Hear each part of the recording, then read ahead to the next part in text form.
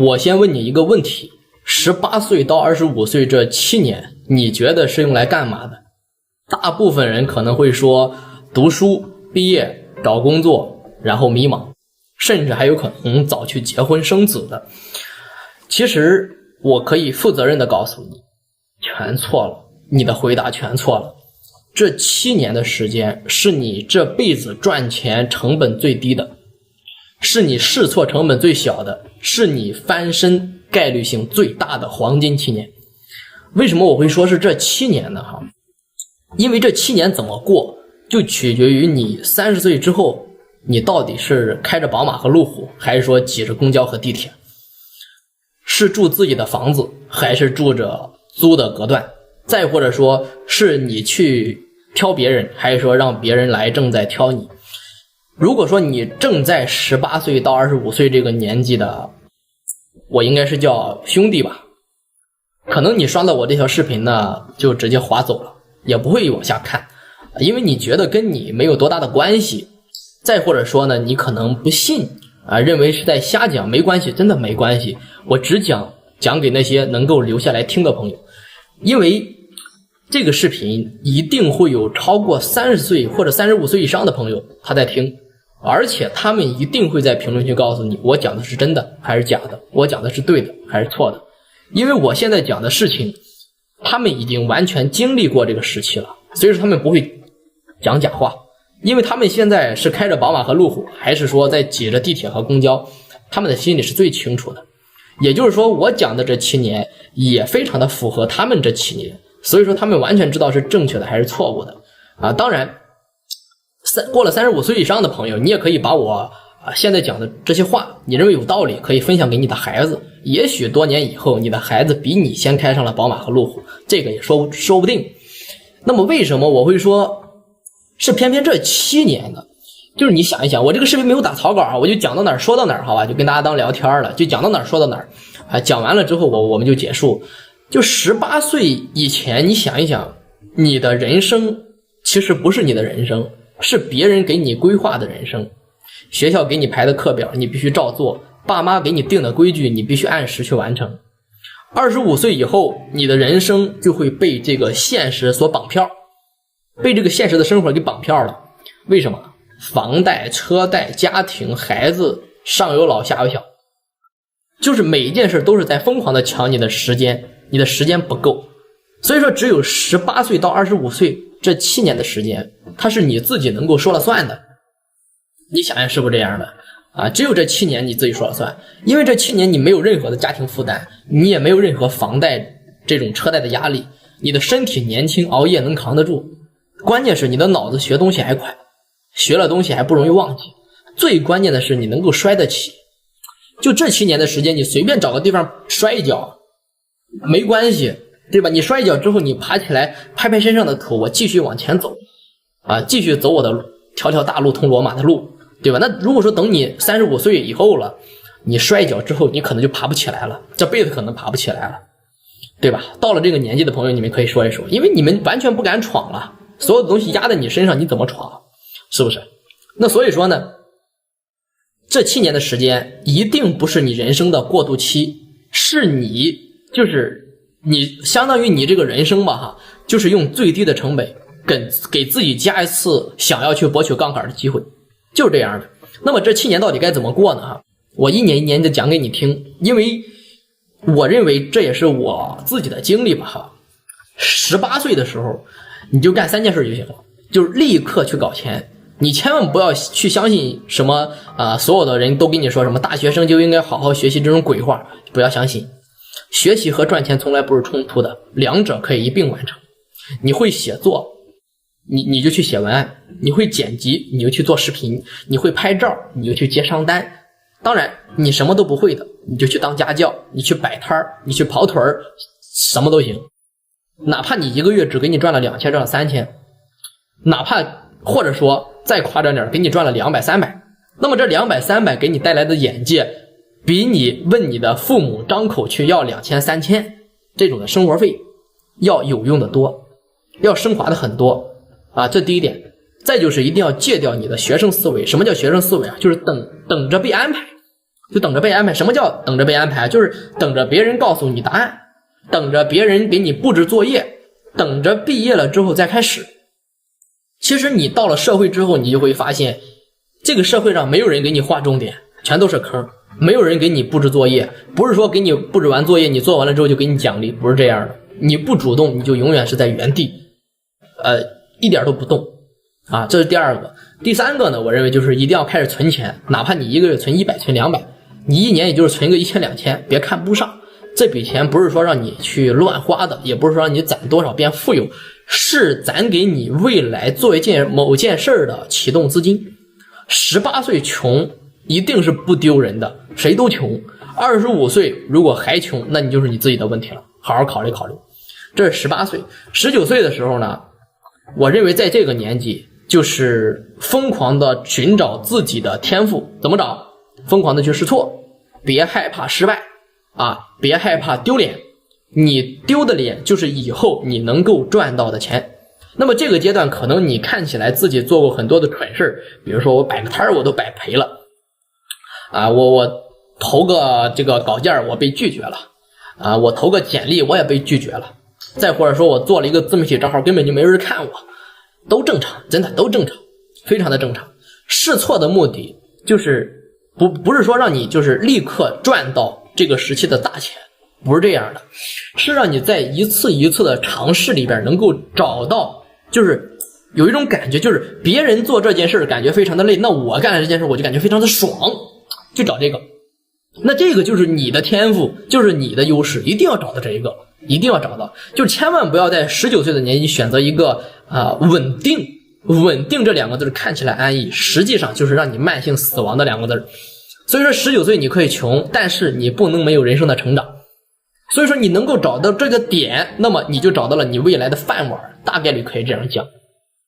還有一句話我想提醒各位哈，就是別幹那種純靠體力去換錢的工作，比如說流水線、打螺絲、端盤子、服務員、發傳單，不要去幹這種活，對你的人生沒有任何的積累和沉澱啊。就是你80歲你也能去幹這些事啊，這種工作除了會耗掉你年輕寶貴的時間，去換了幾個的零花錢，對你以後的人生是沒有任何的成長和幫助的，沒有任何的好處啊。我就可以負責任的這樣講。所以說你得去做那種能攢關係、攢人脈、攢資源、攢本事，做這種的事兒，對吧？那過了19歲之後，20歲呢？這一年我認為大家一定要學習一件事，就是要槓桿。當然不是說讓你去投資做什麼樣的東西，不是這樣。什麼叫槓桿？你得理解一下，就是用別人的錢給你自己賺錢，用互聯網為你自己賺錢。那麼你一個人他的時間是有限的，都是24小時，一天白天12個小時，對吧？你如果說靠出賣你自己的這個時間，你撐死一天幹6個小時、8個小時的活，掙個幾百塊錢，撐死了。所以說你一旦學會這個去撬動時間的槓桿，那麼你的收入就不再跟你的工時去掛鈎了，這一點是非常重要的啊，不跟你的工時去掛鈎。那麼這一年你要做的是什麼？就是把你19歲找到你的優勢，找到屬於是你自己的天賦，裝進一個能夠自動運轉的一個系統裡邊，哪怕這個系統是非常小的。就比如說我做了一個自媒體的賬號，可以不斷的持續漲粉絲，沒問題。我做了一套可以重複賣的一個產品或者技能，可以沒問題。一個自動接單的流程，可以沒問題。經濟獨立就是你人格獨立的開始。所以說20歲就這一刻，你學到的這2個字兒，比你上完整個大學的4年，我認為都是非常重要的。那麼如果說21歲呢，這一年就要做減法了。前面你試錯了很多種的項目，很多種的方向 OK， 在21歲選擇一個你最擅長、你最熱愛並且能夠拿到結果最有機會的這種事情，一頭扎進去，不要再到處去找東西了。那麼什麼叫一頭扎進去？就是別人還在研究考這個考那個，要這個證那個證的時候，你把所有的時間都砸進屬於你自己的這個領域裡邊，那麼把自己幹成一個什麼樣的人呢？就是最懂這一批領域的一個人，同時開始打造屬於自己的個人 IP。你別覺得普通人離個人 IP 非常遙遠的，我不是也一個普通人嗎？誰不是普通人呢？對吧？別把這件事掛嘴邊。你深耕的這個領域，它就是獨屬於你的個人 IP。你輸出的每一篇的內容，每一個作品，每一次分享，都是給你自己在積累你未來人生的財富和積累你自己的信任。所以說21歲這一年，你的目標它不是賺錢，是你要讓別人記住你，對吧？所以說你不要去眼紅別人能夠賺到快錢啊，或者是能夠賺到什麼樣的錢，不要去在乎這些東西。賺錢的人都是懂行的人，這句話一定要記住。所以說你奔着某一個領域去做成一個小的專家，就這樣去做。那麼你這一年的目標呢，你可以具體一點，你攒下個3萬，攒下個5萬。那你可能覺得这3-5万就是不好挣，对不对？但是只要你的路子对，你的方法对，你爱好这個行業，你能夠做得好這個行業，這一年3-5萬真的不算太多，不算太多，減少你的花銷不算太多，好吧？那22歲呢，這個時候我感覺大部分人都應該是畢業了，畢業了之後等着幹嘛？面試、找工作、投簡歷、等通知，把自己包裝成一個商品，等着別人來挑你。那如果說你前面的人生是按照我的那個路子走的，那你現在是一個什麼樣的情況？你要忙着放大你自己能夠賺到錢的那種結果。等21歲深耕的那個領域裡邊，那麼之前所做的事情就在這一年給你有相应的回報。那麼你要做的就是放大你的這個回報，加人手、加渠道、加內容、加曝光。我要讓別人來為我工作，這是你考慮的。同樣是22歲，別人在問你們還要不要人呢？你們還需不需要工人呢？你在想什麼？我要不要再招一個人？我要不要再擴大我的团隊？差距就是這樣拉開的。你別覺得我講的很誇張哈，一點都不誇張。22歲真能做到這個程度的人，他是真實並且真實存在的。我相信我的粉絲當中有，評論區也會有，你身邊的朋友也會有的，這是真實存在的。而且他們身上都有一個共同點，就是比你就是早4年就開始做這件事了。所以說22歲你的目標就是賺到你人生當中的第一個10萬就可以了，也不需要給自己定太多，10萬不算多哈，但是呢，這是你頭一回不靠你的爹不靠你的媽能夠，對吧？包括不靠運氣，全憑自己掙來的生活費，這是你的能力。那麼這10萬呢，就讓你的兜心裡非常有底氣，讓你覺得原來我也可以，原來我並不是多麼準。那23歲呢，這一年一定要完成一個思維的升級，就是賺錢就是靠做事情賺錢升級到我能夠靠管道去賺錢。什麼意思哈？就賺錢你是幹一單收一單，幹一單賺一單。那建管道就是你躺下睡覺的時候，它還有不斷的收益能夠流進來。所以說這一年你應該學習的是什麼？理財、投資、存錢，錢生錢。當然不是說盲目的讓你去做些這些事兒哈，是把你前面攒下的那些錢當成一個雞，讓它去下蛋，就非常的簡单。你可以從最基礎的開始同時呢，你可以篩選你這一期，如果說大家感興趣的話，你們可以在評論區單獨告訴我，單獨給你出一期這個視頻，因為這個講的需要方面有很多不然的話大家容易誤解那麼最重要的呢，就是同时還去筛選一下你自己的圈子，遠離負能量的人，遠離天天抱怨的人，遠離那些對吧？一說幹什麼就不行的人，這些人只會拖你的後腿就是去認識一些比你更厲害的人，去認識一些比你更有錢的人，去認識一下能帶你成長的人，這是關鍵。在什麼樣的圈子裡面混成什麼樣的人就是你身邊的5個人的財富的平均水平就是你的水平，這句話是真的。你不信的話，你可以自己看一看，這句話是真的就是24歲到25歲呢現在是到了25歲就這2年吧，我認為是一個衝刺的階段。也就是說你前面6年有了自己的鋪墊，那麼你這2年就需要做的就是把之前完成下來的原始積累的這件事，積累的你的第一桶金，積累的你的資源，積累的你的能力，你的人脈，積累的你的底氣，各種的東西就是反正就是一句話，就是把你的底都打牢了。已经什么叫底都打牢了？不是说你现在身上非得有多少现金，有多少的资金，而是你有一套能夠屬於讓自己賺錢的路子，就一個叫什麼打得響的個人招牌，一幫關鍵的時刻還能夠幫得上你的朋友，這些都算。還有一顆能夠經得起自己折騰的心，就這些如果都備齊了之後，30歲以後你就能夠輕快不少，開上寶馬的可能性就會80%以上。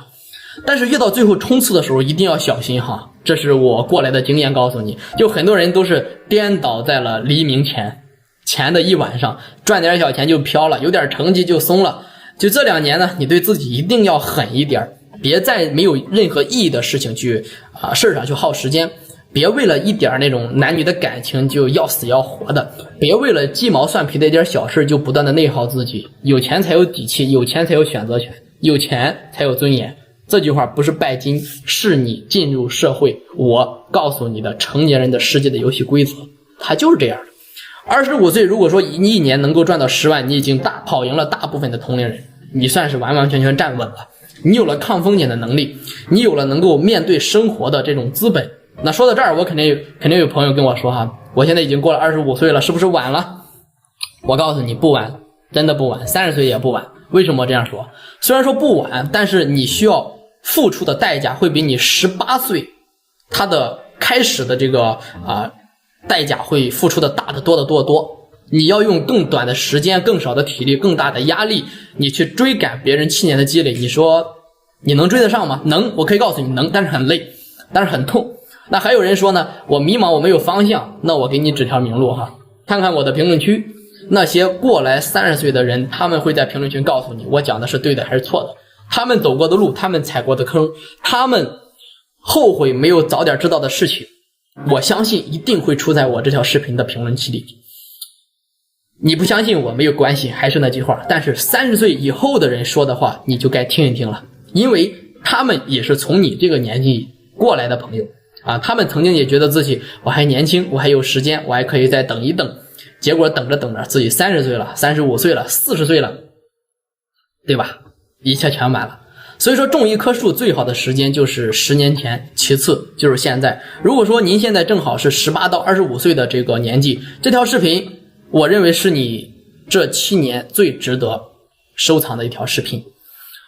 如果說你已經過了這個年紀呢，評論區可以留下你的故事，告訴這些年輕人我說的是對的還是錯的，就當是對你